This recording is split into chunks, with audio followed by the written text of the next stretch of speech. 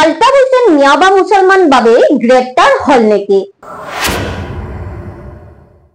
নমস্কাৰ, ষ্টুডিঅ'ত মই শাহিন সুলতানা।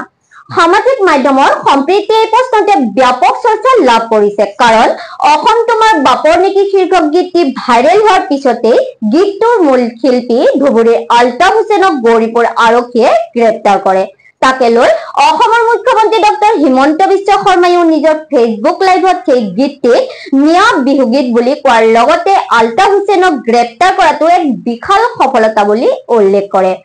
ইয়াৰ মাজত এটা মিয়া বিহু ওলালে, আমাক ইটিকিং কৰি গালি গালাজ কৰি কৰবাত আমাৰ সভ্যতা সংস্কৃতিক ইটিকিং কৰিও কিছুমানে মিয়া বিহুৰো প্ৰচলন কৰিলে। এই মিয়া বিহু গোৱা আলতাফ হোসেন নামৰ ব্যক্তিজনক আজি আৰক্ষীয়ে গ্ৰেপ্তাৰ কৰিছে। সম্প্ৰতি মিয়া বা মুছলমানৰ বিৰুদ্ধে নিজৰ ভাষণ বা মন্তব্যত কটাক্ষ ইটিকিং কঠোৰ সমালোচনা নকৰিলে যেন মুখ্যমন্ত্ৰীগৰাকীৰ দিনটোৱে শুদ্ধ নহয়। সংবিধানৰ নামত শপত গ্ৰহণ কৰি এখন গণতান্ত্ৰিক দেশৰ ৰাজ্য এখনৰ মুখ্যমন্ত্ৰীৰ এনে অশোভনীয় মন্তব্যত একাংশই অতিষ্ঠ হৈ পৰাটো কোনো অস্বাভাৱিক নহয়। তাৰে সুযোগ লৈ একাংশ তথাকথিত ভণ্ড নেতা পালি নেতাইও মিয়া বা মুছলমানৰ বিৰুদ্ধে হকে বিহকে আক্ৰমণ কৰা পৰিলক্ষিত হয়।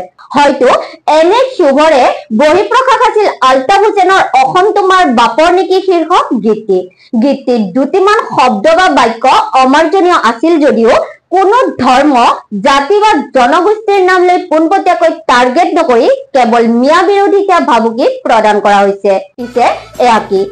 অসম তোমাৰ বাপেৰ নেকি উৎপাত কিয় কৰা, য'তে ত'তে আমাৰ বাই ভনীক ধৰ্ষণ কৰি মাৰা, ওৰ দেশটো তোমাৰ বাপেৰ নেকি কিয় আমাক টাৰ্গেট কৰা, সকলো বেয়া কামতে কিয় তুমিহে জড়িত থাকা, তোমালোকৰ যদি ইমান খজুৱতি তাত কচুপাত ঘঁহি লোৱা, আমাৰ বাই ভনীৰ ওপৰত কিয় বেয়া চকুৰে চোৱা, সঁচাকৈ যদি ইমান খজুৱতি তেতিয়া কচুপাত ঘঁহি লোৱা।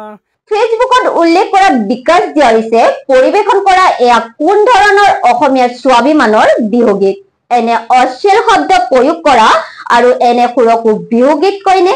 এই গীতটিৰ কথাই কোনো এটা নিৰ্দিষ্ট জাতি বা ধৰ্মক টাৰ্গেট কৰা হোৱা নাইনে? এনে শব্দ বা বাক্য প্ৰয়োগ কৰি অসমীয়া গীতে অসমৰ শান্তি শৃংখলাত ব্যাঘাত জন্মাব পৰা তথা ভাতৃঘাতী সংঘাত আশংকা কৰিব নোৱাৰিনে?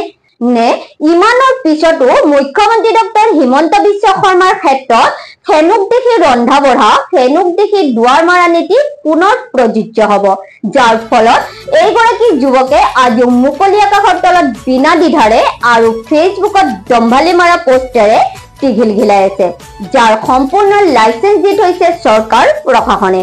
সেয়েহে সামাজিক মাধ্যমত এতিয়া প্ৰশ্নৰ জোৱাৰ উঠিছে, যদি আলতাফ হোসেনক গ্ৰেপ্তাৰ কৰিব পাৰিছে তেন্তে এইগৰাকী বিকাশক গ্ৰেপ্তাৰ কৰিব পাৰিবনে?